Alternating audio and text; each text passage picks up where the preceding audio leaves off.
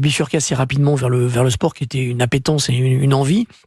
Mais je suis toujours quelqu'un je me suis toujours beaucoup intéressé à mon environnement, à tout ce qui est hors sport et hors foot. Mmh.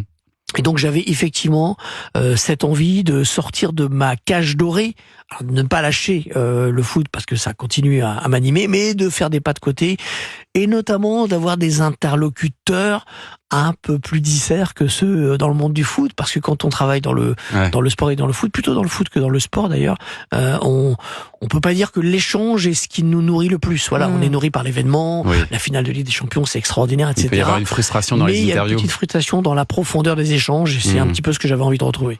Et alors la radio aussi, ça c'est un exercice auquel vous revenez donc finalement, et c'est étonnant que vous en ayez pas fait davantage d'ailleurs de la radio, parce que vous avez une voix qui est vraiment identifiable, reconnaissable, même si j'ai vu que vous ne l'aimiez pas beaucoup votre voix. Est-ce que ça arrive qu'on aime sa voix? Je suis pas sûr, parce que finalement on l'entend de l'extérieur, de l'intérieur, pardon, et quand on l'entend de l'extérieur, on la reconnaît assez peu. Et vous dites carrément que c'est pas un atout.